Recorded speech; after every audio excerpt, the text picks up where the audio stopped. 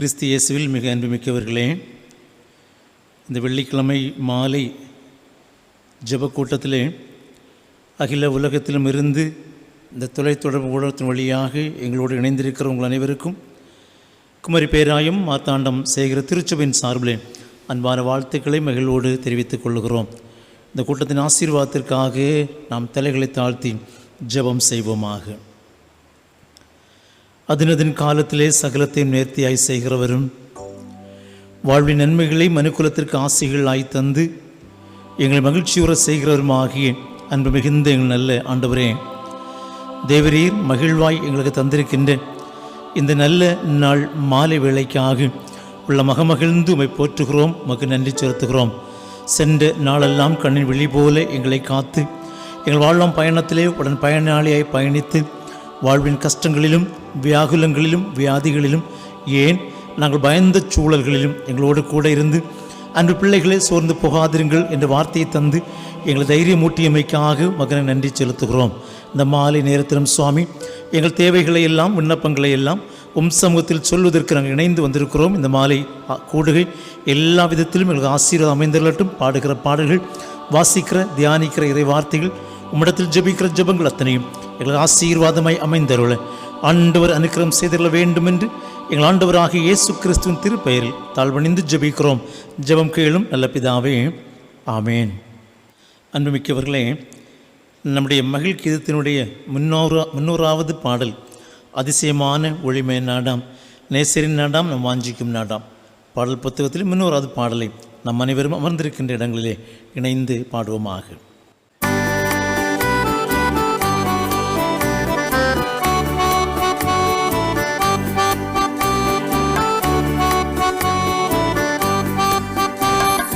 அதிசயமான ஒளிமய நாடாம், நேசரின் நாடாம், நாம் வாஞ்சிக்கும் நாடாம், என் நேசரின் நாடாம், நாம் வாஞ்சிக்கும் நாடாம்.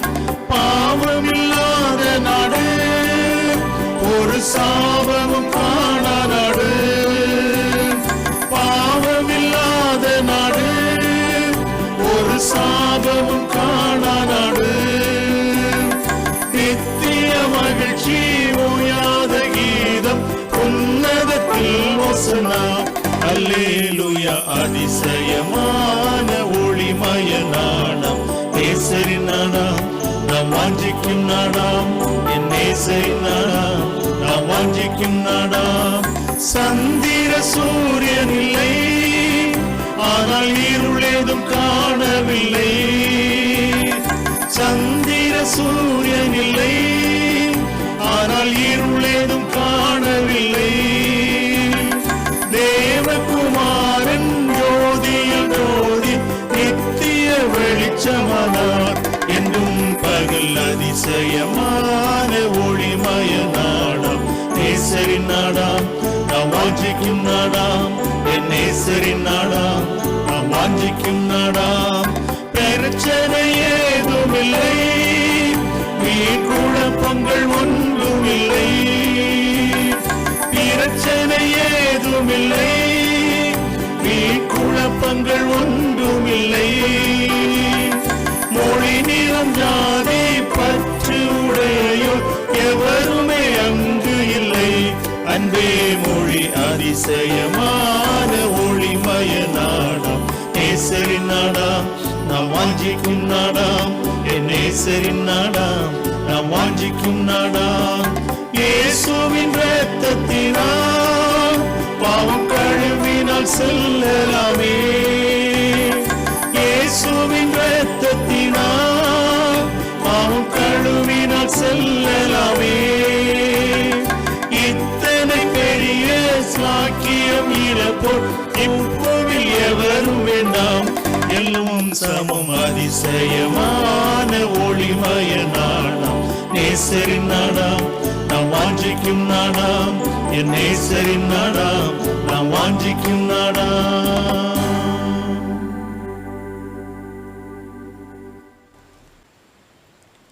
படிக்கப்பட வேண்டிய திருமறை பகுதி தூய லூக்கா என்பவரது நற்செய்தி நூல் அதனுடைய 9ஆம் அதிகாரம் 53வது வசனம் முதல் 56வது வசனம் முடிய படிக்க கேட்போம்.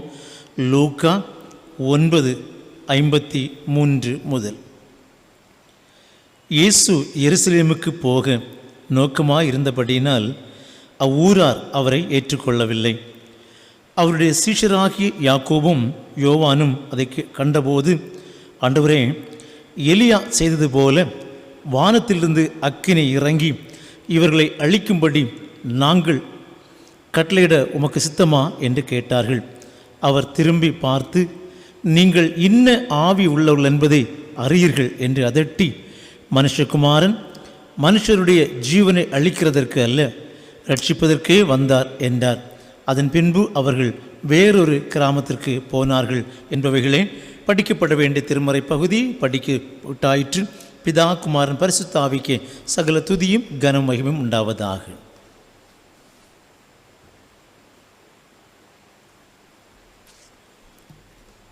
ஆண்டவராகிய இயேசு கிறிஸ்துவின் பரிசுத்த நாமத்தினாலே உங்கள் அனைவருக்கும் அன்பான மாலை வணக்கங்களை தெரிவித்துக் கொள்கின்றோம். நாம் ஒருங்கிணைந்து நம்முடைய ஜெப வேண்டுதல்களை எல்லாம் தெய்வ சமூகத்திலே சமர்ப்பணம் செய்வதற்காய் ஆவலோடு காத்து கொண்டிருக்கின்றோம். இந்த நாளிலே நம்முடைய உள்ளங்களிலெல்லாம் இருக்கின்ற ஒரு வாஞ்சை, நாம் ஜெபிக்கிற ஜெபத்தை ஆண்டவர் ஏற்றுக்கொள்ள வேண்டும், அதற்கு அவர் சரியான பதிலை உடனடியாக தர வேண்டும் என்கிற ஒரு ஏக்கம், ஒரு எண்ணம் நம் உள்ளங்களிலே இருந்து கொண்டே இருக்கிறது. ஆனால் எல்லா ஜெபத்தையும் எல்லா விண்ணப்பத்தையும் ஆண்டவர் உடனடியாக ஏற்றுக்கொண்டு அதற்கு பதில் தருவாரா என்றால் அது இல்லை என்று தான் நாம் சொல்ல வேண்டும். இப்படியாக ஒரு சம்பவத்தை இன்றைக்கு நாம் திருமறையிலே படித்தோம். ஆண்டவராகிய இயேசு கிறிஸ்துவோடு சென்று கொண்டிருந்த சீஷர்கள் ஆண்டவரிடத்திலே வைத்த விண்ணப்பத்திற்கு அவர் பதில் கொடுக்கவில்லை, அதை மறுத்து விட்டார் என்கிற ஒரு நிகழ்ச்சியை லூக்கா 9வது அதிகாரம் 53 முதல் 56 வரையிலே நாம் கவனித்திருப்போம் என்று எண்ணுகிறேன். ஏற்றுக்கொள்ளப்படாத ஜெப வரிசையில் இதுவும் ஒன்றாக இருக்கின்றது. ஏன் ஆண்டவர் ஜெபத்தை ஏற்றுக்கொள்ளவில்லை? புரியாத ஒரு புதிராக சில சமயங்களிலே இருந்து கொண்டிருக்கிறது. இது நமக்கு மட்டும் இருக்கிற ஒரு ஏக்கம் அல்ல.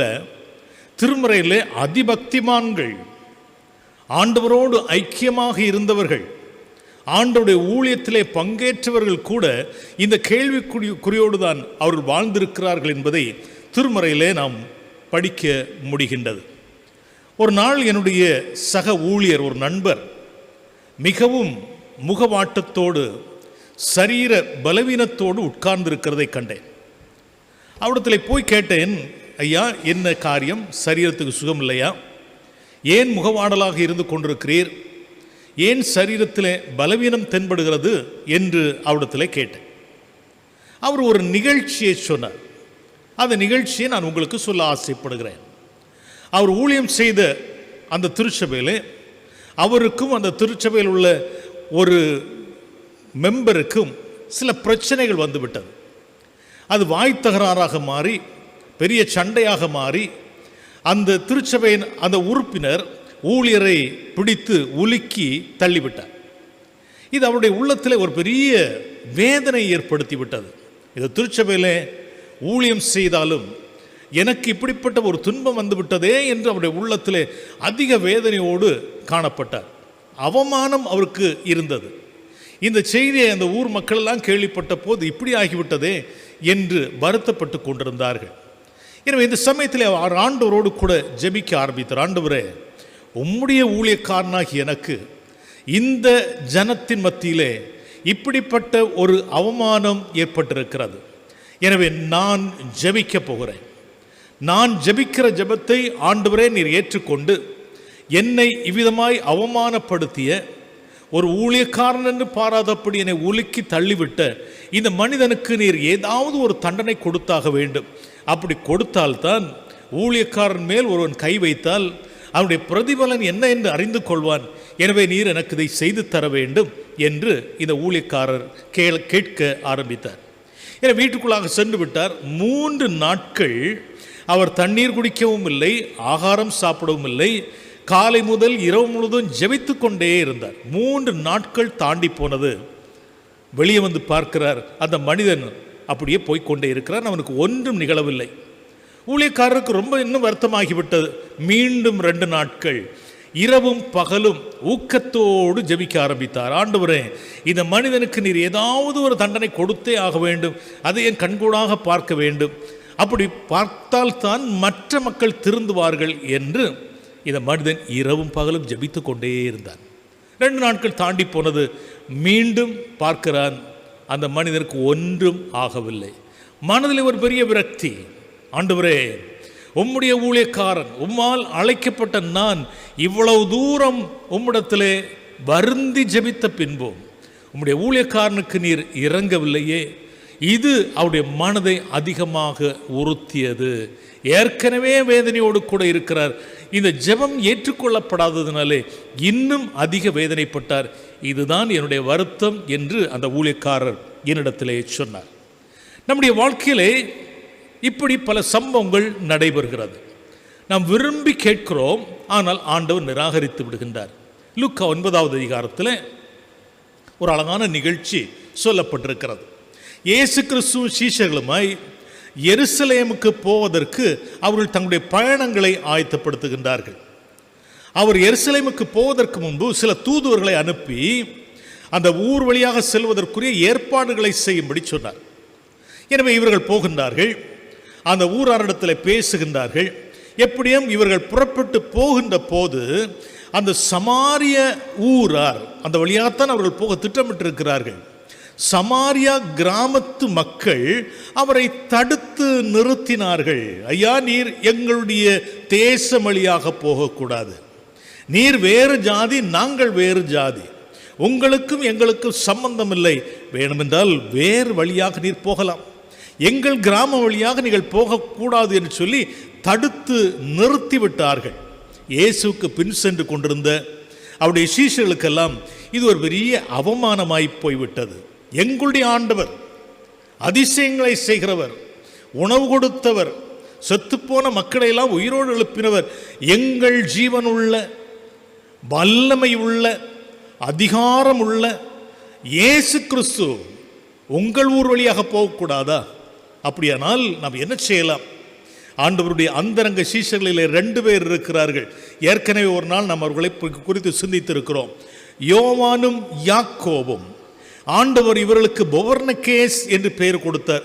மார்க்கு 3வது அதிகாரம் 17வது வசனத்தில் இவர்கள் 2 பேரும் ஆண்டவரிடத்திலே வந்து சொல்கிறார், ஆண்டவரே, இது நமக்கு ஒரு பெரிய அவமானம், இது புறஜாதியார்கள் வாழுகின்ற ஒரு கிராமம், அந்த கிராமத்தின் வழியாக கூட நம்மை அனுமதிக்கவில்லையே, இதற்கு ஒரு வழி செய்தே ஆக வேண்டும். ஆண்டவரே, உமக்கு சித்தமானால் எலியா செய்தது போல வானத்திலிருந்து அக்கினி வருஷிக்க பண்ணி இந்த மக்களை அழித்துவிட உமக்கு சித்தமா என்று கேட்டார்கள். லூக்கா 9வது அதிகாரம் 54வது வசனம். ஆண்டவர் என்ன சொன்னார்? வெரி குட், நல்ல சீஷர் நீங்கள், எனக்கு வருகின்ற அவமானத்தை உங்களால் தாங்கிக் கொள்ளவே முடியவில்லை, நல்ல சீஷர்கள் என்று தட்டி கொடுத்தாரா என்றால் இல்லை. இந்த வேண்டுதலை ஆண்டவர் நிராகரித்து விட்டார். 9:56 பார்க்கின்றோம், இந்த மக்களை அழிப்பதற்கு நான் வரவில்லை, ஆண்டவரை அனுப்பவில்லை, மாறாக இவர்களை ரட்சிக்கத்தான் நான் வந்திருக்கிறேன் என்று சொல்லி அந்த ஜெபத்தை இயேசு கிறிஸ்து நிராகரித்து விட்டார். முக்கியமானவர்கள் பாருங்கள், இயேசுவோடு கூட எப்போதும் இருக்கக்கூடிய அந்தரங்க சீஷர்கள் இவர்கள். இயேசு என்ன சொன்னாலும் விழுந்து விழுந்து செய்யக்கூடிய திராணி உள்ளவர்கள், நல்ல பேச்சு திராணி உள்ளவர்கள். இவர்கள் இயேசுவிடத்திலே கேட்ட இந்த விண்ணப்பத்தை அவர் நிராகரித்து விட்டார். ஏன் இயேசு இந்த விண்ணப்பத்தை நிராகரிப்பதற்கு காரணம் என்ன? முதலாவது காரணம் நான் கருதுகின்றேன், இவர்கள் தங்களை பற்றி எண்ணுவதற்கு மேலாக எண்ணி இருக்கிறார்கள். அவர்கள் கேட்ட கேள்வி என்ன? ஆண்டவரே, எலியா தீர்க்கதரிசி செய்தது போல வானத்திலிருந்து அக்கினி இறங்க பண்ணி இவர்களை அழித்து விட உமக்கு சித்தமா? நாங்கள் உம்மோடு கூட தானே இருக்கிறோம், உம்மோடு கூட நெருங்கிய சீச்சலாக இருக்கிறோம் அல்லவா? எனவே நாங்கள் எலியா செய்தது போல இந்த ஜனங்களை அழித்து விடுவதற்கு உமக்கு சித்தமா என்று கேட்டார்கள். அவர்களுடைய எண்ணம் என்ன? நாங்கள் எலியாவை போல வல்லமையுடைய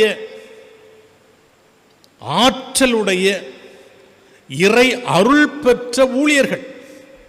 எனவே எலியா செய்தது போல செய்வதற்கு எங்களுக்கு ஆற்றல் இருக்கிறது. ஆண்டவரே, நீர் எஸ் மட்டும் சொன்னால் போதும், மீதி உள்ள காரியங்களை நாங்கள் பார்த்து கொள்ளலாம். எலியா செய்தது என்ன? நமக்கு நன்றாக தெரிந்த ஒரு நிகழ்ச்சி இது. 2 ராஜாக்களின் புத்தகம் 1வது அதிகாரத்தில் வருகின்றது. ஆகாபுக்கும் எலியாவுக்கும் ஒரு பெரிய பிரச்சனை, பனிப்போர் நடந்து கொண்டிருக்கிறது. ஏனென்றால் ஆகாப் அவன் ஒரு இஸ்ரவேலனாய் யூதனாய் இருந்த பின்பும் யெகோவாகிய ஒரே கடவுளை வழிபட வேண்டிய அவன் தன்னுடைய மனைவியாகிய யேசபேலுடைய வார்த்தைகளுக்கு அவன் பணிந்து போய் அந்நிய தேசத்தில் உள்ள தெய்வங்களை எல்லாம் தேசத்துக்குள் கொண்டு வந்தான். இஸ்ரவேல் நாட்டுக்குள்ளாக எங்கு பார்த்தாலும் இப்போது விக்கிரகங்கள் இருக்கிறது. யெகோவாகிய கடவுளை தொழுது கொள்வதற்கு மக்கள் இல்லை. ஆலய தொழுகை இல்லாமல் போய்விட்டது. ஆலயத்துக்குள்ளும் சொரூபங்களை கொண்டு வைத்து வணங்க ஆரம்பித்து விட்டார்கள். எனவே அழிவு அங்கு வருகிறது, பஞ்சம் வருகிறது. அன்புக்குரியவர்களே, இந்த நாட்களிலே நாம் பார்க்கிறோம், கிறிஸ்தவ நாடுகளில் இருக்கிற சீரழிவு இப்படித்தான் இருக்கிறது. ஆண்டவரை சேவிக்க வேண்டிய பரிசுத்த பீடத்துக்குள்ளாக அந்நிய தெய்வ சிலைகளை கொண்டு வைத்து கிறிஸ்தவர்களே தொழுது கொள்ளுகின்ற ஒரு காலமாக இருக்கிறது. இது பல சபைகளிலே அது தோன்றி பல சபைகளிலே அது நடைமுறைக்கு வந்துவிட்டது. ஆண்டவர் சும்மா இருந்து கொள்வாரா? ஆண்டுடைய பரிசுத்த நாமம் குலைச்சலாகின்ற போது ஆண்டவரால் அமைதியாக இருக்க முடியுமா? அதன் பின்விளைவை நாம் இப்போது அனுபவித்துக் கொண்டிருக்கிறோம். எங்கேயோ லேசாக தோன்றிய கொரோனா என்கிற வைரஸ் இந்த உலகத்திலே அது செல்லாத இடமில்லை என்று சொல்லுகின்ற அளவுக்கு எல்லா தேசத்தையும் ஆக்கிரமித்து பிடித்து கொண்டிருக்கிறது. இந்த உலகத்தில் உள்ள நாடுகள் தங்களை பாதுகாத்துக் கொள்வதற்கு எவ்வளவோ எவ்வளவோ எவ்வளவோ கோடிக்கணக்கில் இராணுவ தளவாடங்களை வைத்து குவித்து கொண்டு வைத்திருக்கிறது. பிரயோஜனம் என்ன? இந்த கண்ணுக்கு தெரியாத இந்த கொரோனா வைரஸ் என்ன செய்வது? துப்பாக்கி வைத்து சுட்டு விடலாமா? பீரங்கி வைத்து அழித்து விடலாமா? அல்லது விமானத்திலே போய் பிடித்து வந்து விடலாமா? முடியாது. காரணம் என்ன? நாம் சிலை வணக்கங்களுக்கு அல்லது உலக காரியங்களுக்கு முக்கியத்துவம் கொடுத்து விட்டதினாலே அழிவு ஏற்பட்டிருக்கிறது. ஆகாபுடைய காலத்தில் இதுதான் ஏற்பட்டது. கடவுளை தொழுது கொள்ள வேண்டிய மக்கள் சிலைகளை தொழுது கொள்ள ஆரம்பித்ததினாலே அங்கு பஞ்சம் நிலவியது. அங்கு பயங்கரமான நோய்களும் வர ஆரம்பிக்கிறது. எனவே எலியாவுக்கும் இந்த ஆகாபுக்கும் பிரச்சனை இருக்கிறது. ஆண்டவர் எலியாவை நேரடியாக ஆகாபுக்கு முன்னாக அனுப்பி இந்த பிரச்சனைக்கெல்லாம் காரணம் நீயும் உன்னுடைய மனைவியும் தான், என்னுடைய ஆண்டவர் ஜீவனுள்ள கடவுள் என்று சொல்லி வைராக்கியமாய் ஆகாப் செய்த தவறுகளை சுட்டி காட்டினதுனாலே ஆகாப் என்ன செய்கிறான்? இந்த எலியாவை பிடித்து கொன்றுவிட வேண்டும். எனவே ஒரு தலைவனுக்கு கீழாக 50 பேரை அனுப்புகின்றார். அவர்கள் எல்லா இடத்திலும் சுற்றி பார்த்து வருகிறார்கள். எலியாவுக்கு செய்தி சொல்லப்படுகிறது, உம்மை பிடிப்பதற்கு 51 பேர் வந்து கொண்டிருக்கிறார்கள். எலியா சொன்ன காரியம் நமக்கு தெரியும். நான் ஜீவனுள்ள தேவனுடைய தீர்க்கதரிசியாக இருந்தால் வானத்திலிருந்து அக்கினி புறப்பட்டு வந்து இவர்களை அழித்து போடட்டும் என்று சொன்னார். 2 ராஜாக்களின் புத்தகம் 1வது அதிகாரம் 10வது வசனம் 12வது வசனத்திலே நாம் பார்க்கின்றோம். அந்த 51 பேரும் ஒரு நொடி பொழுதிலே எரிந்து சாம்பலானார்கள். இந்த செய்தி ஆகாபுக்கு போகிறது. மீண்டும் 51 பேரை அனுப்புகின்றார். இந்த செய்தி மீண்டும் எலியா கேட்டபோது மீண்டும் அதே ஜெபத்தை வைக்கிறார். நான் ஜீவனுள்ள தேவனுடைய தீர்க்கதரிசியாக இருந்தால் வானத்திலிருந்து அக்கினி புறப்பட்டு வந்து இவர்களை அழித்து போடட்டும். அடுத்த நொடி பொழுதிலே 51 பேரும் எரிக்கப்பட்டார்கள், சாம்பலாய் போனார்கள். இந்த 2 பேரும் அப்படிதான் நினைக்கிறார்கள். இந்த பெவர்னகேஸ் என்று சொல்லக்கூடிய யோவானும் யாக்கோவும் அப்படித்தான் நினைக்கிறார்கள். நாங்கள் வைராக்கியமுள்ள ஆண்டவராகிய இயேசுவின் சீஷர், எங்களுக்கும் இந்த ஆற்றல் இருக்கிறது. இயேசுவே, நீர் எஸ் என்று சொன்னால் மட்டும் போதும், மீதி உள்ள காரியங்களை நாங்கள் பார்த்து கொள்ளலாம். இந்த ஜனங்களை நாம் அழித்து போடலாம், அதற்கு உமக்கு சித்தமா என்று கேட்கிறார்கள். இந்த உலகத்திலே வாழுகின்ற நமக்கு எல்லா நிலைகளும் சாதகமாக இருக்க போவதில்லை. இயேசுவுக்கு இந்த எதிர்ப்புகள் வந்திருக்கிறது, முரண்பட்ட ஒரு சூழல் வந்திருக்கிறது. நமக்கும் எதிர்ப்புகள் இருக்கிறது, முரண்பட்ட சூழல் இருக்கிறது. அப்படி என்றால் இறைமக்களாகிய நாம் என்ன செய்வோம்? இவர்களை அழித்து விடுவோம் என்று சொல்ல முடியுமா? ஆண்டவருடைய திட்டம் இதில் என்ன இருக்கிறது? திருமறையில் இன்னொரு நிகழ்ச்சியை நான் உங்களுக்கு சுட்டி காட்ட ஆசைப்படுகின்றேன்.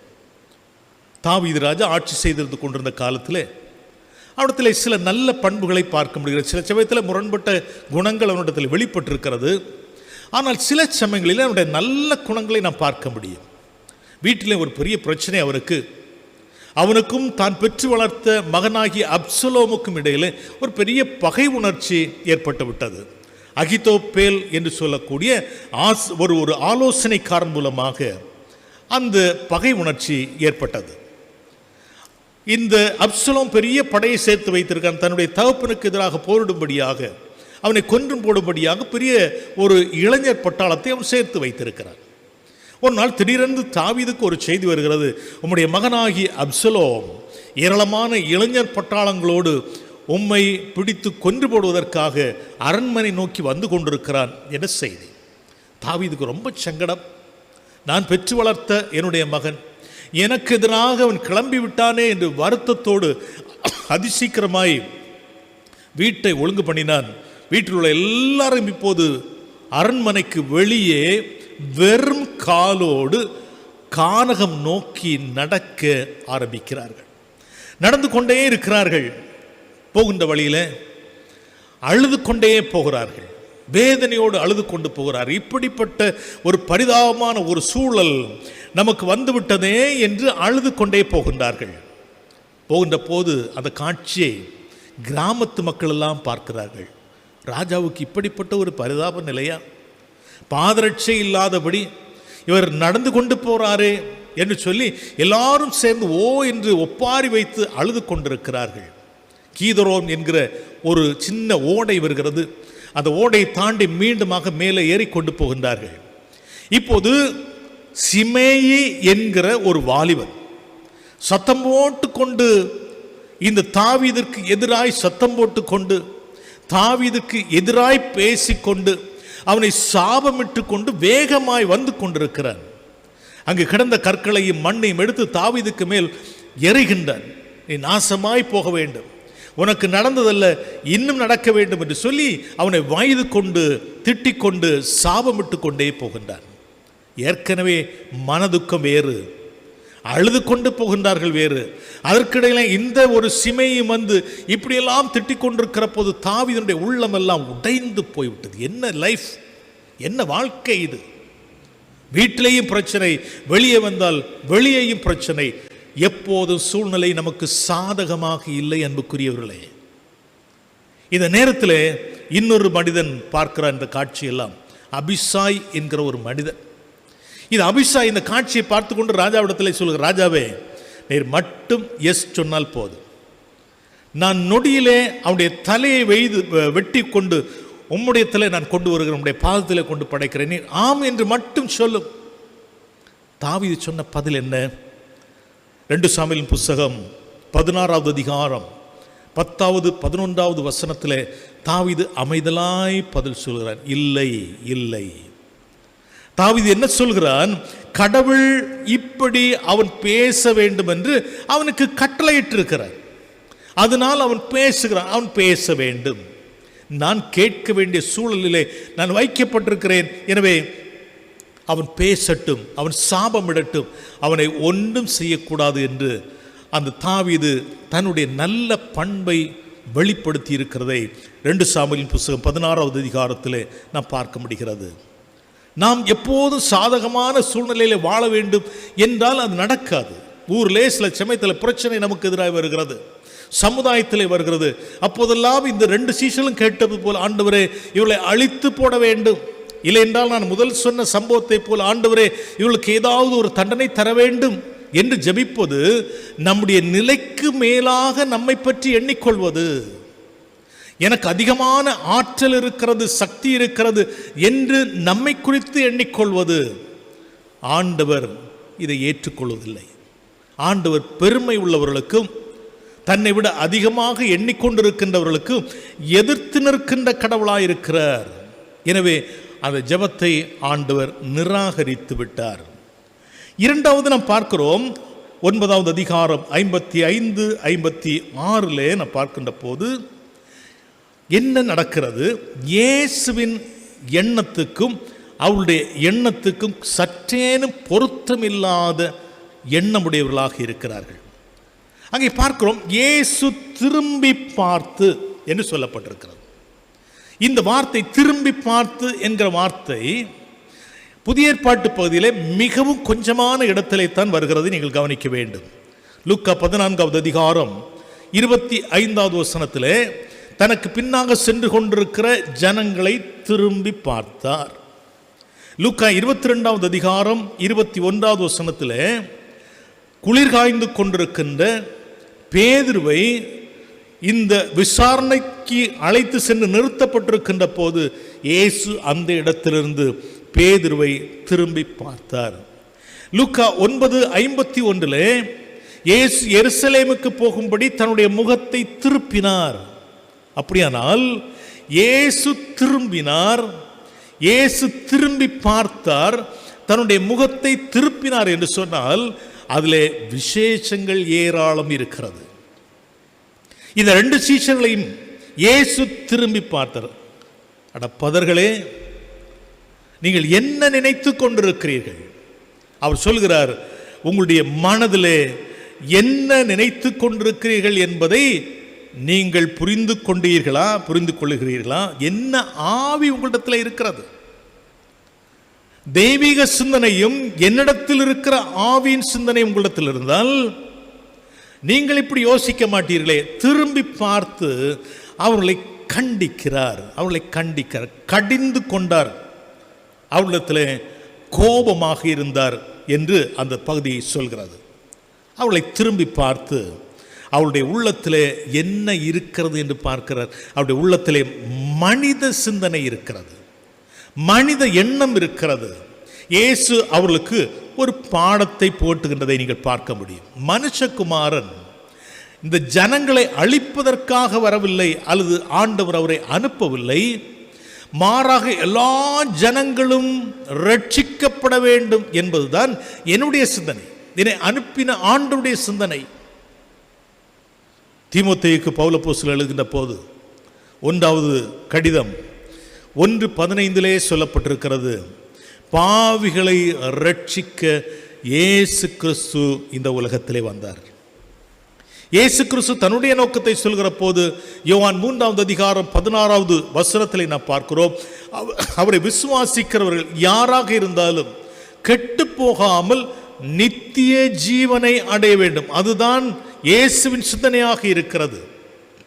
அதே யோவான் 3:17 அவர் சொல்கிறார், உலகத்தை ஆக்கினைக்குள் தீர்க்கப்படுவதற்கு நான் வரவில்லை, நியாய தீர்ப்புக்காக வரவில்லை, மாறாக எல்லாரும் ரட்சிக்கப்படும்படியாக நான் உலகத்திலே வந்திருக்கிறேன். உலகத்தின் அதிபதி நியாயம் தீர்க்கப்பட வேண்டுமே ஒழிய ஜனங்கள் நியாயம் தீர்க்கப்படுவதற்கு நான் வரவில்லை.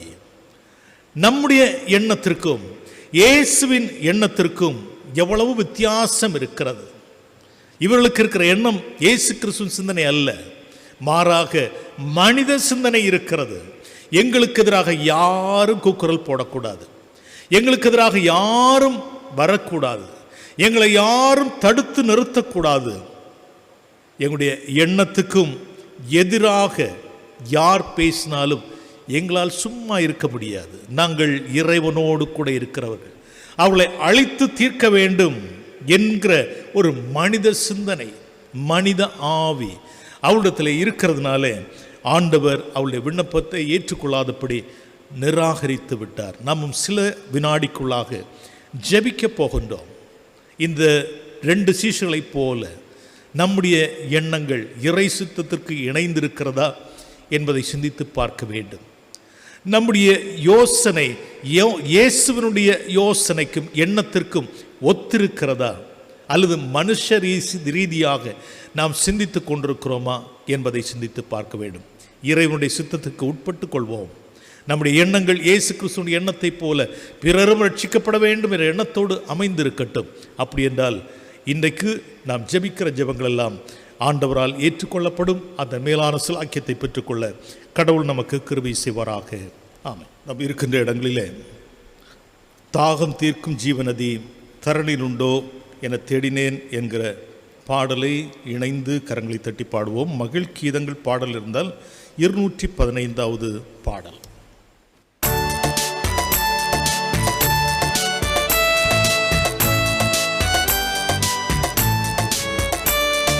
தாகம் தீர்க்கும் ஜீவநதி தரணியில் உண்டோ என தேடினேன். தாகம் தீர்க்கும் ஜீவநதி தரணியில் உண்டோ என தேடினேன். அருவியின் நீரை பருகிவிட்டேன், ஆற்றினில் ஊற்றையும் அருந்திவிட்டேன்.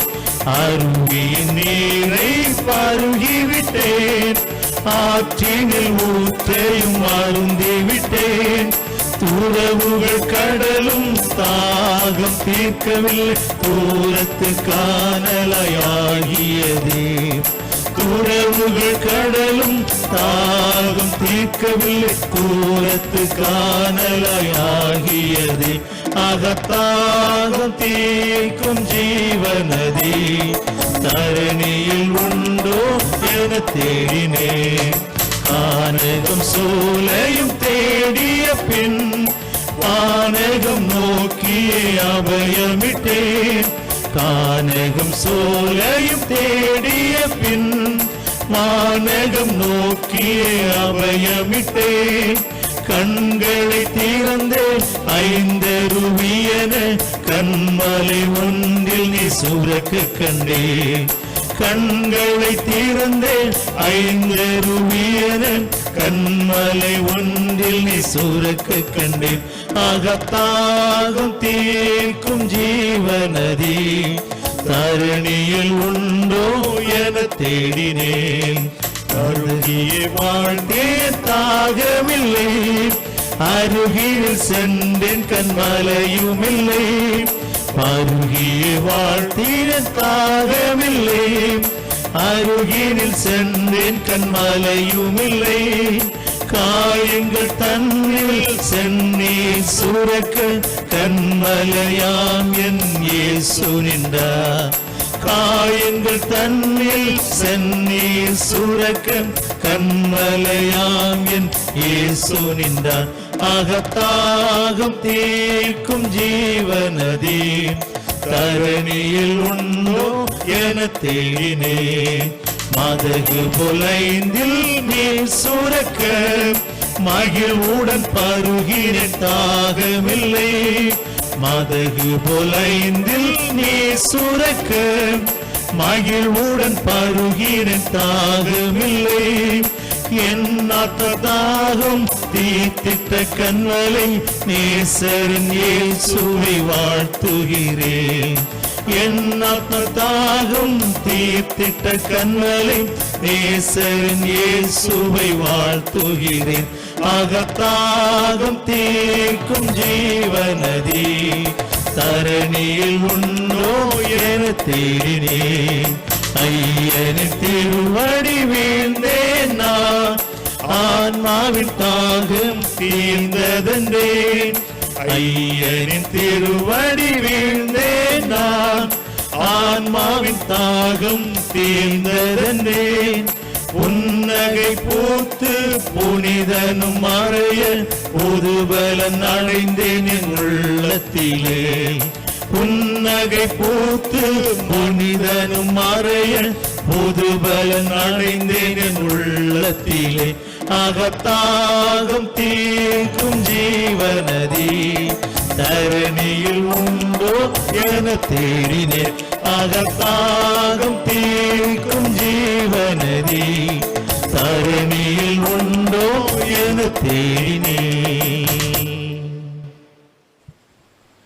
அன்புமிக்கவர்களே, நாம் அமர்ந்து நிற்கின்ற இடங்களிலே கண்களை மூடிக்கொள்வோம்.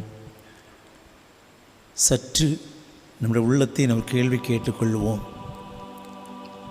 ஒருவேளை நாம் பிறந்த காலத்திலிருந்தே பலவிதமான காரியங்களுக்காக நாம் ஜெபித்து கொண்டிருக்கலாம். அநேக வேண்டுதல்களை ஆண்டவர் கேட்டிருக்கிறார், நம்மை ஆசீர்வதித்திருக்கிறார், நமக்கு நன்மைகளை தந்திருக்கிறார். அநேக நம் ஜெபிக்காத காரியங்களையும் ஆண்டவர் நமக்கு நன்மைகளாய் தந்திருக்கக்கூடும். ஆனால் உள்ளத்திலே சில காயங்கள் நமக்கு இருக்கக்கூடும். பல ஆண்டுகளாய், ஏன் பல மாதங்களாய் ஒரு குறிப்பிட்ட காரியத்திற்காக நான் ஜெபித்து கொண்டிருக்கிறேன். என்னுடைய ஜெபங்களை ஆண்டவர் கேட்கவில்லையே.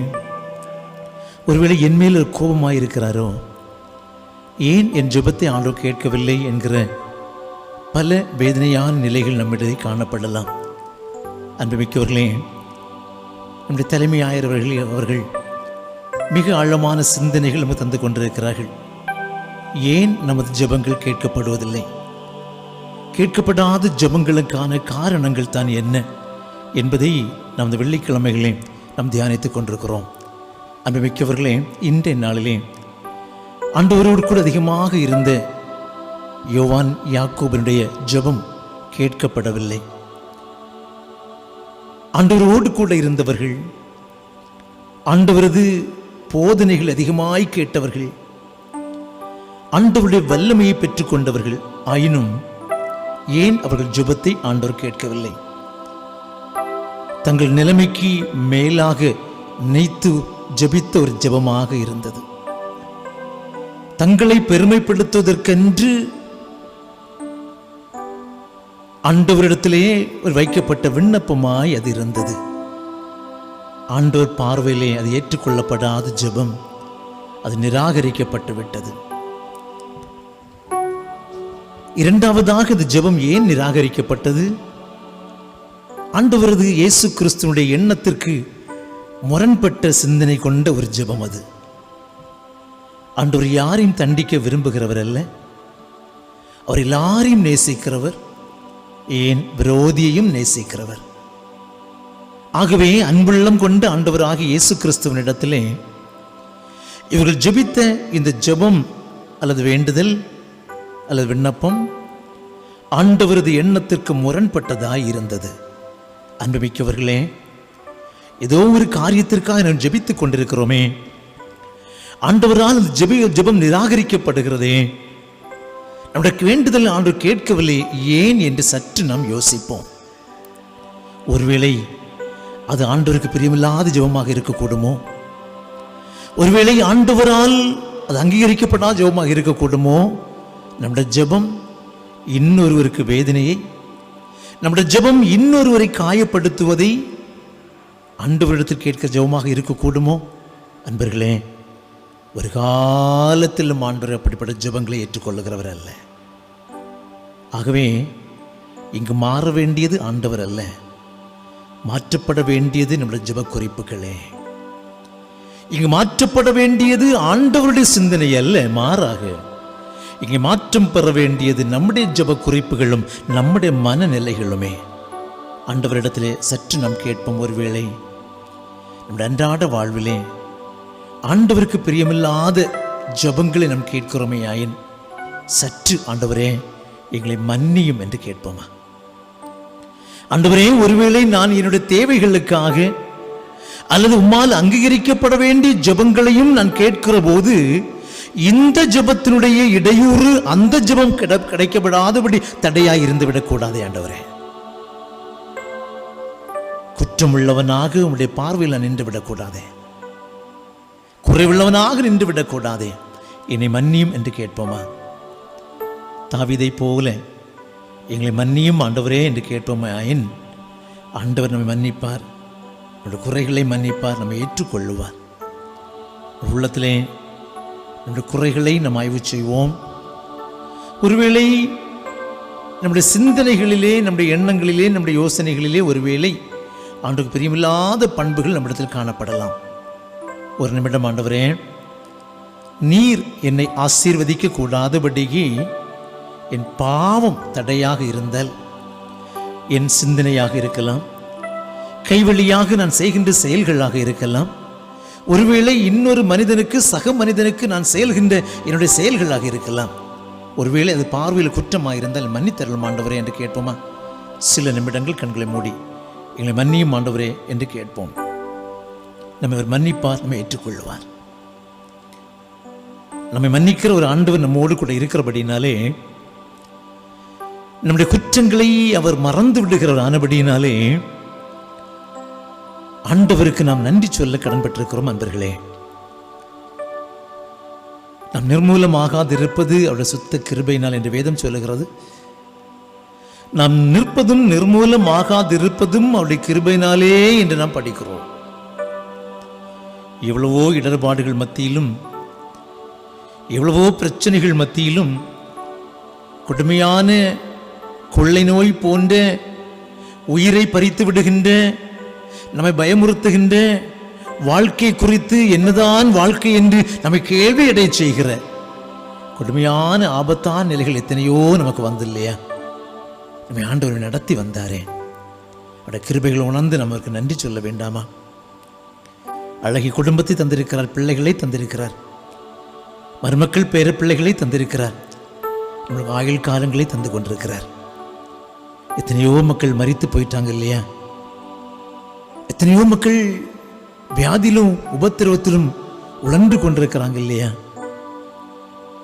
பிரச்சனைகளோடு போராட்டங்களோடு இந்த பூமியில வாழ்ந்து கொண்டிருக்கிற மக்களிடையே நாம் வாழ்கிறோம் இல்லையா? நம்மை நிர்மூலமாக்காமல் பாதுகாத்து கொண்டிருக்கிற கர்த்தருடைய கிருபைகளை எண்ணி பார்த்து அவருக்கு நன்றி சொல்லுவோமா? அவருக்கு ஸ்தோத்திரம் சொல்லுவோமா? அவருக்கு ஆராதனை செய்வோமா? வகைகளை திறந்து, ஆண்டவரே எங்களை நேசிக்கிறீரே, நமக்கு ஸ்தோத்திரம்னு சொல்லுமா? அளவிட முடியாத அன்பினாலே நம்முடைய செல்ல கரங்களுக்குள்ளாய் கோழி தன் குஞ்சுகளை தன் மார்போடு சேர்த்துக் கொள்வது போல எங்களை இப்படி சட்டைகளுக்கு கீழாய் சேர்த்துக் கொள்ளுகிறீரே ஆண்டவரே, நமக்கு நன்றின்னு சொல்லுமா? எத்தனையோ ஆபத்தான சூழலை கடந்து வந்தோம், எத்தனையோ வேதனை நிலைகளிலும் சந்தித்தோம், எவ்வளவோ சோதனைகள் நமக்கு வந்தது. எல்லாவற்றிலும் கர்த்தர் நம்மை பலப்படுத்தி நடத்தி கொண்டிருக்கிறாரே. உள்ளத்தின் அடித்தளத்தின் எல்லாரும் வாய்களை திறந்து நன்றியுதயம் உள்ளவர்களாய் ஆண்டவருக்கு நன்றி சொல்லுவோமா? கர்த்தரை ஸ்தோத்திரிப்போமா?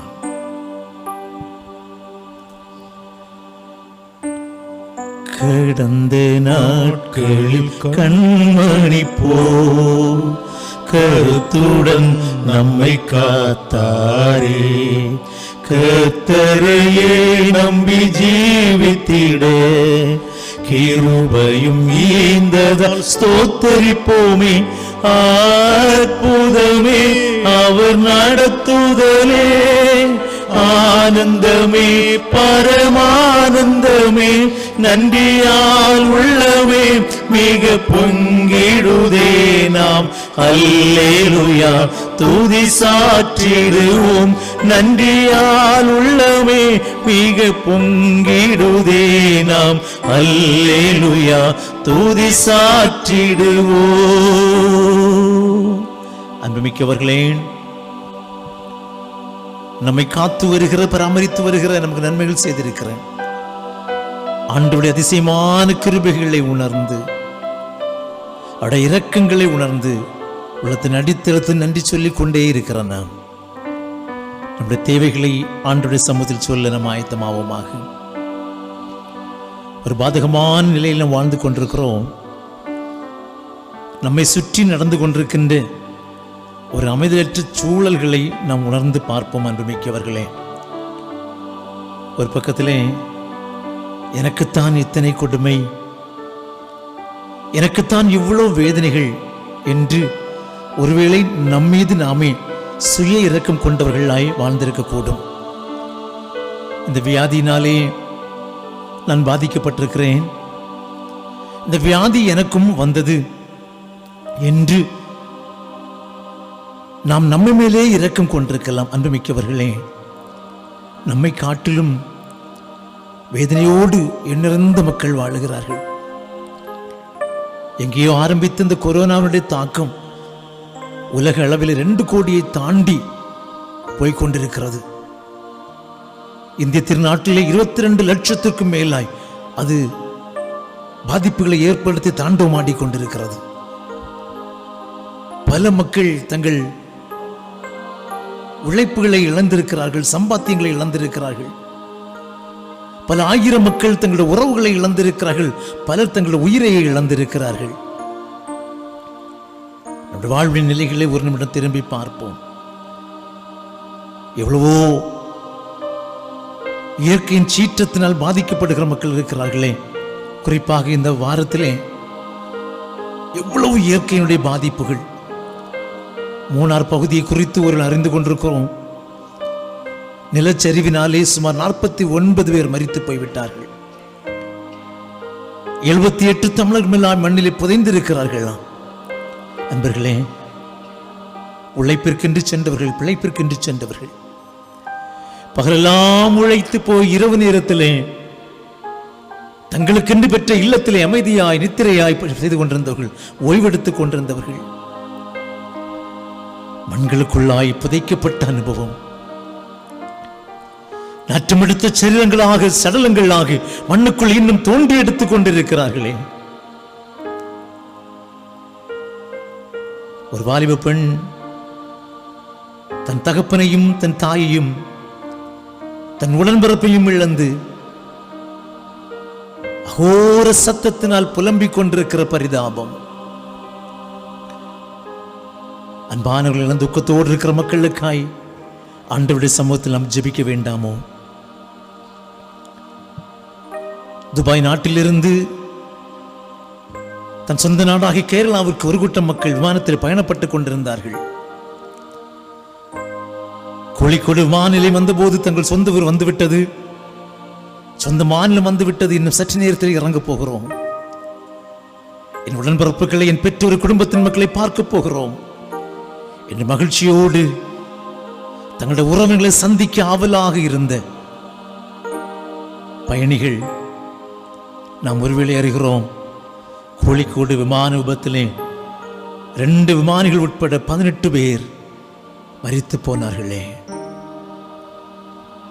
அவர் இழந்திருக்கிற குடும்பம் எல்லாம் பரிதாபித்து நிற்கிறதே. அவர் இழந்து போன குடும்பத்தின் மக்கள் கதறி நிற்கிறார்களே. இந்த மக்களுக்காக நாம் ஜெபிக்க வேண்டாமோ? இந்த மக்களுக்காக, அவருடைய உறவினர்களுக்காக நாம் ஜெபிக்க வேண்டாமோ? ஆந்திராவிலே கொரோனா விபத்தினால் பாதிக்கப்பட்டவர்களுக்கு, வியாதியால் பாதிக்கப்பட்டவர்களுக்கு சிகிச்சை கொடுப்பதற்காக ஒரு மண்டபத்தில் அடைத்து வைத்திருந்தார்கள். சடுதியாய் தீ விபத்து, பலர் மரித்து போனார்கள். தங்களுடைய வியாதிகளில் சுகம் பெற வேண்டும் என்று வாஞ்சியோடு சென்றவர்கள், தங்களுடைய வியாதிகளிலிருந்து விடுதலை கிடைக்காதா என்று காத்து கிடந்தவர்கள், குடும்பத்தின் மக்களும், என் கணவன், என் மனைவி, என் பிள்ளை, என் தகப்பன் தாய் இல்லத்திற்கு வந்து சேருவார்களே எதிர்பார்த்து கொண்டிருந்தவர்கள் தீயினாலே எரிந்து அழிந்து போனார்கள். அவர்கள் இழந்து ஒரு கூட்ட மக்கள் கதறிக் கொண்டிருக்கிறார்களே, அவர்களுக்காய் ஜெபிக்க வேண்டாமோ? மழையினாலே உலகமெங்கும் அநேக மக்கள் தங்கள் வாழ்வை இழந்து கொண்டிருக்கிறார்கள். இயற்கையின் பேரழிவிற்கு அநேக தங்கள் வாழ்வை இழந்து கொண்டிருக்கிறார்கள். அன்பர்களே, ஒரு நிமிடம் கண்களை மூடிக்கொள்வோம். இந்த மக்களுக்காக திறப்பின் வாசல் நிற்பதற்காகத்தான் ஆண்டவர் உங்களையும் என் ஜீவனோடு வைத்திருக்கிறார். வேதனைகளிலே எங்களுக்கு அழுவதற்கு ஆட்கள் உண்டோ என்று புலம்பிக் கொண்டிருக்கிற மக்களுக்காய் திறப்பின் வாசல் நிற்பதற்காகத்தான் உங்களையும் என்னையும் ஆண்டவர் இன்னும் ஜீவனோடு வைத்திருக்கிறார்.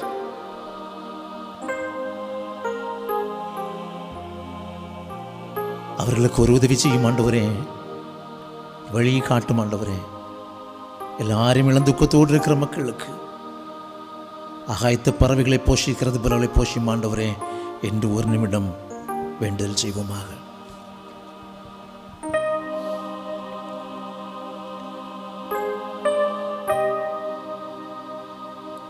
கண்ணீரின் பாதை கடக்கும் போது துணையாய்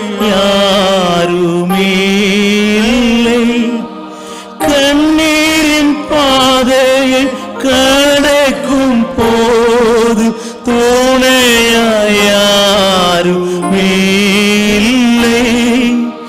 யாரிடம் செல்வேன், யாரிடம் சொல்வேன் என்றும்மை நாடி வந்தேன்.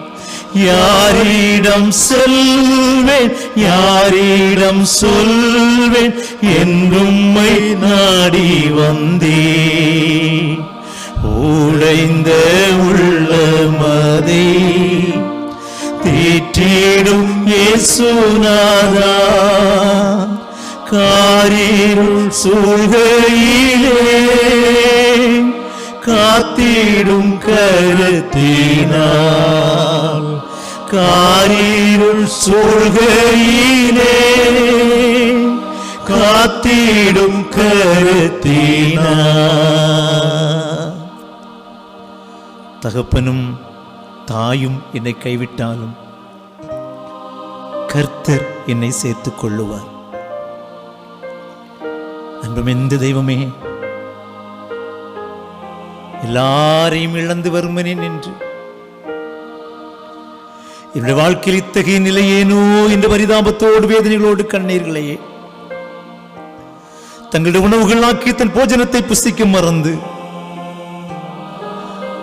அங்கலாய் போடும் இடத்தில் நின்று கதிர் நிற்கிற ஆயிரக்கணக்கான மக்களோடு இணைந்து அவர்களுக்காக உம் சமூகத்தில் நாங்கள் வேண்டி நிற்கிறோம். திக்கற்றவருடைய ஜெபத்தை நீர் ஒருபோதும் அசட்டை பண்ணுகிறவர் அல்ல சுவாமி.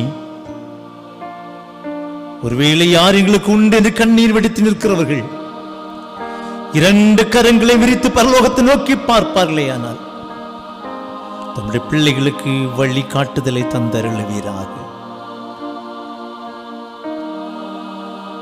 துக்கங்களை கண்ட நாட்களுக்கு சரியாய் நன்மைகளை செய்தருளுவீராக. ஏக்கங்களுக்கு பரிகாரியாய் இருந்தருளுவீராக. நீர் அப்படி செய்கிறதற்காக உமக்கு நன்றி. அப்படி செய்வீரே உமக்கு ஸ்தோத்திரம். கிறிஸ்து இயேசுவிலே கேட்கிறோம் பிதாவே, ஆமென். அன்புமிக்கவர்களே, இயற்கையின் கோர தாண்டவங்கள் இத்தகைய நிலையிலே போய்க் கொண்டிருக்க மனிதர்களிலே எவ்வளவு மோசமான பண்புகள், மனித நேயம் குறைந்து போகிற ஒரு உலக நிலையில் நாம் வாழுகிறோம். அன்பர்களே, பண மோகம் என்பது மனிதர்களிடத்தில் பெருகி இன்றைக்கு எவ்வளவு ஏமாற்றுகள், ஒரு மனிதனுடைய இயலாமையை தனக்கு சாதகமாய் பயன்படுத்தும் நிலையிலே இன்றைக்கு எத்தனை ஏமாற்றங்கள். அது ஒருவேளை கடைகளிலே, அது ஒருவேளை ரோட்டோரங்களிலே, அது ஒருவேளை இன்றைக்கு மருத்துவமனைகளிலும் வந்துவிட்டது என்று சொல்லுகிற போது வேதனைகள் அல்லவோ இருக்கிறது. பண மோகத்தினாலே, செல்வ மோகத்தினாலே இன்றைக்கு ஏமாற்றிக் கொண்டிருக்கிற மக்களுக்காய் ஆண்டவரிடத்தில் நாம் ஜெபிப்போம். உலகத்தில் மனித வாழ்வு நிரந்தரமல்ல அன்பர்களே. மனிதருக்கு 6 சாவு உண்டு, 100 சாவு உண்டு. எந்த நேரத்திலே மரணம் மனிதனை வாரிக்கொண்டு போகும் என்பது தெரியாது. ஆனாலும் கொலை, கொள்ளை, பழிவாங்கல்கள், வஞ்சித்தல், விபச்சாரம், இது போன்ற பாவ வாழ்க்கையினாலே பிற மனிதர்களுக்கு வேதனை ஏற்படுத்தி கொண்டிருக்கிற மக்கள் ஏராளம் ஏராளம். இன்றைக்கு நம்முடைய உணவு பழக்கங்களிலே எத்தனை கலப்படங்கள், பணத்தின் மீது மோகத்தினாலே, பணத்தின் மீது ஆசையினாலே, உலகத்தின் செல்வத்தின் மீது கவர்ச்சியினாலே உணவு பதார்த்தங்களிலே கலப்படங்களை ஏற்படுத்தி வியாதிகளுக்கு காரணிகளாயிருக்கிற எத்தனை ஆயிரம் மக்கள்.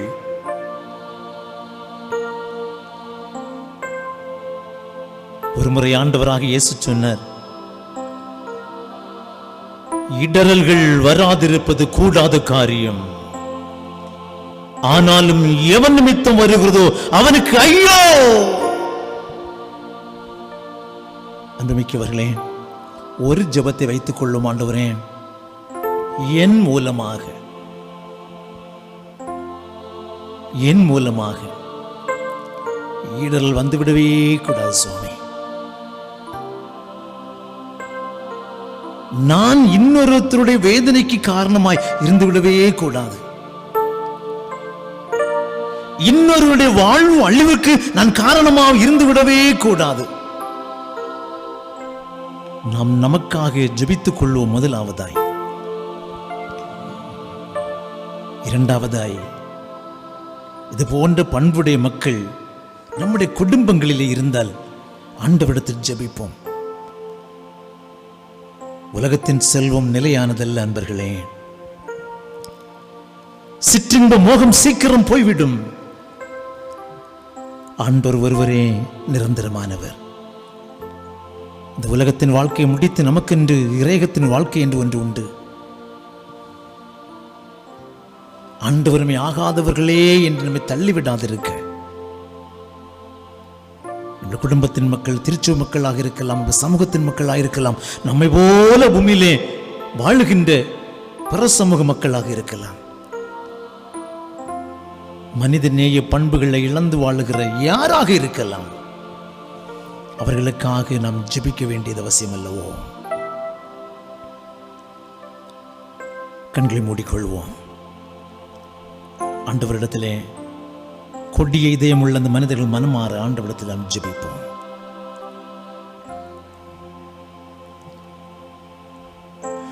உலகத்தின் செல்வம் நிலையாகுவோ, பேர் புகழ் கல்வி அழியாததோ, சிற்றின்ப மோகம் சீக்கிரம் போகும், பேரின்பநாதா நீ போதாதா, யார் வேண்டும் என்று நீர் கேட்டீரோ, எங்கே நான் போவேன் உம்மை எல்லாம், யார் வேண்டும் என்று நீர் கேட்டீரோ, எங்கே நான் போவேன் உம்மை எல்லாம், யார் வேண்டும் நாதா நீரல்லவோ, எது வேண்டும் நாதா உமன்பல்லவோ, யார் வேண்டும் நாதா நீரல்லவோ, எது வேண்டும் நாதா உமன்பல்லவோ. ஆண்டவரே, நியாய தீர்ப்பு நாளிலே ஆண்டவருக்கு அருவருப்பானவைகளை நான் செய்துவிட்டேன். ஆண்டவருக்கு அருவருப்பானவைகளை என் குடும்பத்தார் செய்து விட்டார்கள். ஆண்டவர் பார்வையிலே மகாபெரிய குற்றமானவைகளை என்ற திருச்சபை மக்கள் செய்து விட்டார்கள். ஆண்டவர் பார்வையிலே ஆகாதவராய் தள்ளப்படத்தக்கதாய் எங்களுடைய சமூகத்தின் மக்கள் செய்து விட்டார்கள் என்கிற நிலையிலே யாரேனும் தண்டிக்கப்பட்டு விடாதபடி கர்த்தாவே, சடுதியாய் போகிற உலகத்தின் வாழ்க்கையிலே ஒரு நிமிடம் உணர்வு பெற்று பரிசுத்தமாய் வாழ ஆண்டவரே உமக்கு பிரியமானது செய்ய எல்லாருக்கும் உதவி செய்யும் என்று இயேசு கிறிஸ்துவின் வழியாக கேட்கிறோம் பிதாவே, ஆமென். அன்புமிக்கவர்களே, ஜெப குறிப்புகளுடைய கடைசி பகுதியில் நாம் வருகிறோம். இப்பொழுது சில நிமிடங்கள் நம்முடைய தேவைகளை நம் மனதில் சிந்தித்துக் கொள்வோம். ஒருவேளை இந்த கொரோனா வைரஸ் தாக்கம் காலத்திலே, ஊரடங்கு காலகட்டங்களிலே நம்முடைய பொருளாதார நிலைகள் வெகுவாய் பாதிக்கப்பட்டிருக்கலாம். இயல்பு வாழ்விலே சென்று கொண்டிருந்த வாழ்வு நிலைகள் இப்பொழுது பாதகமாகி நாம் எண்ணிக்கொண்டிருந்த அத்தனையும் நமக்கு தோல்விகளாகி, எனக்கு வரவுகளாக அல்லவோ இருந்தன என்று எண்ணினவைகள் இப்பொழுது நமக்கு அவைகள் இல்லாமல் போயிருக்கலாம். அநேக வேலை செய்கிறவர்களுக்கு பணியாற்றுகிற இடங்களிலே பாதி சம்பளங்கள், அநேகருக்கு சம்பளங்கள் இல்லை. இன்னும் அநேகர் வேலை இல்லாமையினாலே கஷ்டப்பட்டு கொண்டிருக்கிறார்கள். கடன் மேல் கடன், வங்கியிலே வட்டி கடன் செலுத்த வேண்டிய நிலைகள், 2 காசு 5 காசு 10 காசு என வட்டி எடுத்து தொழில் நடத்தி கொண்டிருக்கிற வீட்ட முடியாத நிலைகள். இவைகளில் உழன்று கொண்டிருக்கிறீர்களோ? நம்முடைய பொருளாதார தேவைகளை ஆண்டவரிடத்தில் கொடுப்போம். நீதிமொழியின் ஆக்கியோன் சொல்லுகிறார், கர்த்தருடைய ஆசீர்வாதமே ஐஸ்வர்யத்தை தருமாம், அதோடு அவர் வேதனையும் கூட்டுவதில்லையாம். அன்பர்களே, நமக்கு கிடைக்கிற கொஞ்சம் காசா இருந்தாலும் அதை ஆண்டவரிடத்திலே தந்து நாம் ஜெபிப்போம். ஆண்டவரே, இது எங்களுக்கு ஆசீர்வாதத்தை தாரும், தேவையில்லாத செலவினங்கள் எங்களுக்கு வேண்டாம் ஆண்டவர் என கேளுங்க. மருத்துவமனை செலவுகள் வந்துவிட வேண்டாம் அன்னையுடைய. எத்தனையோ மக்கள் வியாதிகளோடு இருக்கிறீங்க.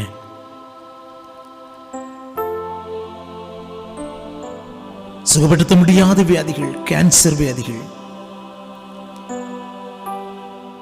பல நிலைகளிலே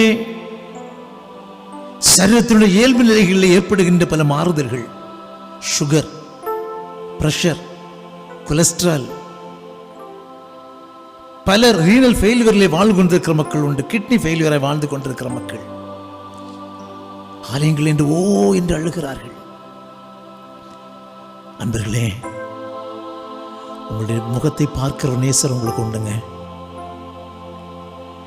தெய்வ சமூகத்தில் என்னுடைய இல்லங்களில் நீங்கள் சிந்துகிற கண்ணீர் விருதாவாய் போவதில்லை. எல்லா கண்ணீர்களும் துருத்தில் வைக்கிறார். தொடர்ந்து ஜெபியுங்கள். பிள்ளைகளுக்காக, பிள்ளைகளுடைய படிப்பிற்காக, பிள்ளைகளின் நற்குணங்களுக்காக ஆண்டவரிடத்தில் ஜெபிக்கிறீர்களோ? கேளுங்கள். ஆண்டு வந்திருக்கிற குடும்பங்களில் இருந்திருக்கிற வாழ்க்கை துணை, சந்தோஷமில்லாத குடும்பத்தின் சூழல், எத்தனையோ குடும்பங்களிலே ஒரு வேஷமாய் கணவன் மனைவி வாழ்ந்து கொண்டிருக்கிறார்கள். உண்மையான பாசம் இல்லை. பெற்றோரை மதிக்காத பிள்ளைகள், பெற்றோருடைய நிலைகளை புரிந்து கொள்ளாத பிள்ளைகள், எத்தனையோ வாலிப பிள்ளைகள் தங்களுடைய குடும்ப தேவையை மீறி பைக் வாங்கி கேட்டு சண்டை போட்டுக் கொண்டிருக்கிற பிள்ளைகள் இருக்கிறாங்க. கார் எடுத்து தாங்க என்று சண்டை போடுற பிள்ளைங்க இருக்கிறாங்க. ஆண்டவர்கிட்ட கேளுங்க பெற்றோர்களே, உங்களுடைய பிள்ளைகளுடைய குணங்களை மாற்ற ஆண்டவரால் முடியும். முதியோர்களாக இல்லத்தில் வாழ்ந்து கொண்டிருக்கிறோம். வயோதிப காலத்தில் ஒரு விதமான பயம், ஒரு விதமான நடுக்கம். ஆண்டவருடைய சமூகத்தில் கேளுங்க. வயோதிப காலத்திலே மனத்துடைய தைரியத்தை எல்லாம் இழந்து தடுமாறி கொண்டிருக்கிற பெரியவர்கள் இருக்கலாம். ஆண்டவருடைய சமூகத்தில் கேளுங்க. ஆண்டவரே, இத்தனை ஆண்டு காலங்கள் நம்ம மேலே வாழ்ந்து கொண்டிருக்கிறேன். வயோதிப காலத்தில் எனக்கு பலம் இல்லை சுவாமி, என்னுடைய பலமெல்லாம் இழந்து போய்விட்டேன். மனதுக்குள்ள விரோதமான பதட்டம். ஆண்டவர்கிட்ட கேளுங்க.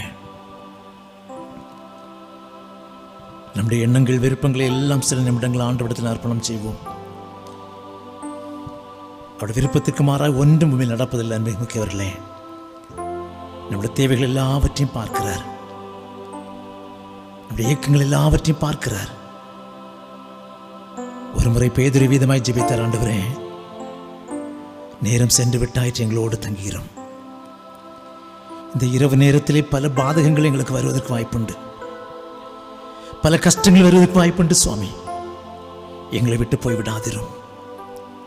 எங்களுடைய பிரச்சனைகளிலே, எங்களுடைய பயங்களிலே, எங்களுடைய வியாதிகளிலே, எங்களுடைய எதிர்பார்ப்புகளிலே, எங்களுடைய அங்கலாய்ப்புகளிலே எங்களோடு கூட இருமாண்டவரே. நீர் மட்டும் எங்களோடு கூட இருப்பீரே. ஆனால் எவ்விதமாய் காற்றும் கடலும் சீடர்களை பயமுறுத்தின நேரத்திலே நீர் கூட இருந்தபோது காற்றையும் கடலையும் அதட்டி அவர்களை தைரியப்படுத்தினீர். அதே போல தைரியப்படுத்த முடியும். சுவாமி, எங்களோடு கூட இரும்.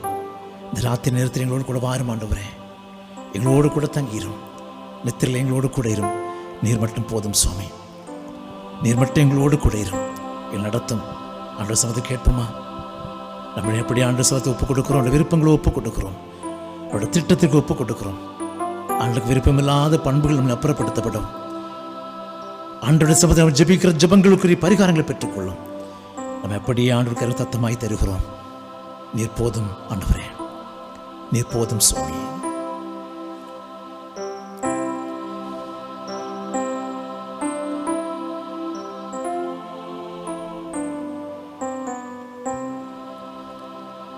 நீர் மாத்திரம் போதும், நீர் மாத்திரம் போதும், நீர் மாத்திரம் போதும் எனக்கு. ஒரு முறை கூட எல்லாரும் வாய்களை திறந்து நீர் மாத்திரம் போதும், நீர் மாத்திரம் போதும், நீர் மாத்திரம் போதும் எனக்கு.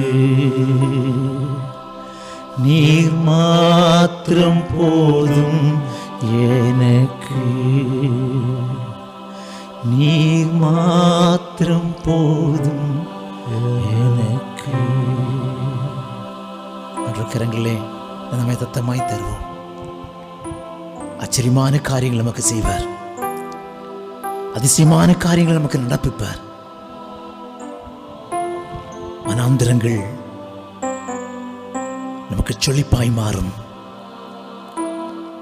துக்கங்கள் சந்தோஷமாய் மாறும். உபத்திரவங்களுக்குள்ளே புது பாதைகள் உருவாகும். நம்மை கைவிடவே மாட்டார், கைவிடவே மாட்டார். ஆண்டவர் கரங்கள் தருவோம். நம்மை தலைமையாளர்கள் ஜெபித்து இந்த கூடுகையை நிறைவு செய்கிறார்.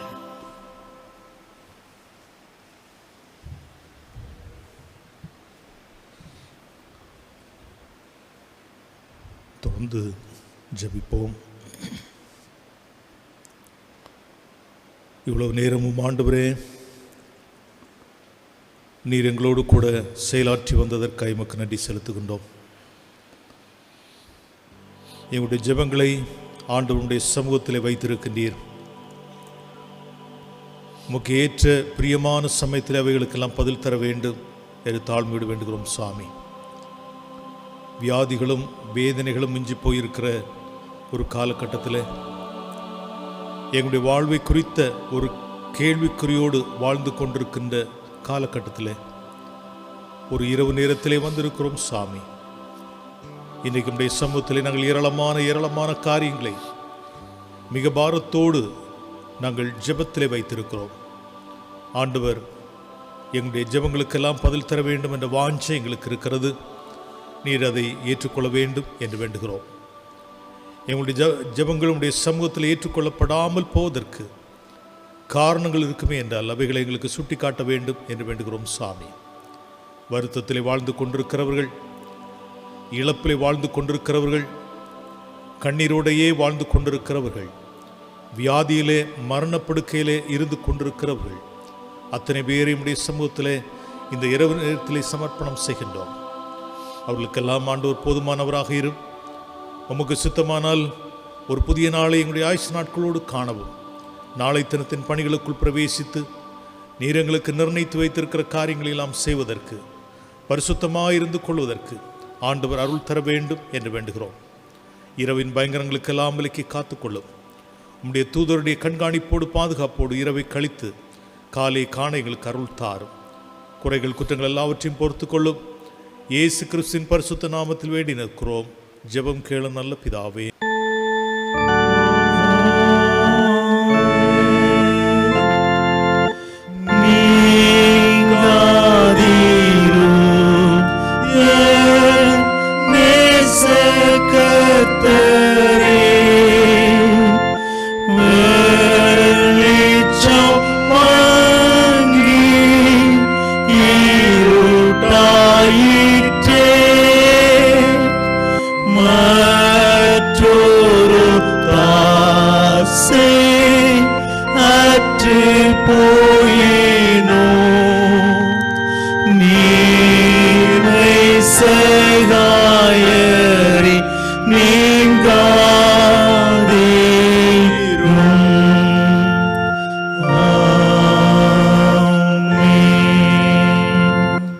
தந்தையாகிய கடவுள் மைந்தனாகிய கடவுள், தூய ஆவியினவராகிய கடவுளின் அன்பும் அருளும் இனிய கூட்டுறவும் உங்கள் அனைவரோடும் சதா காலங்களிலும் நிறைவாய் தங்கியிருப்பதாக.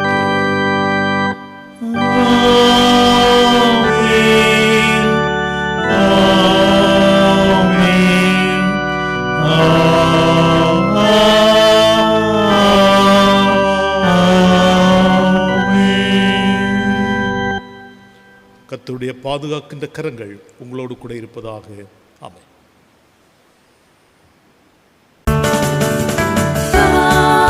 சஞ்சலத்தை நீக்க நண்பர் தானுண்டே, பாவபாரம் தீர்ந்து போக பாதம் தஞ்சமே.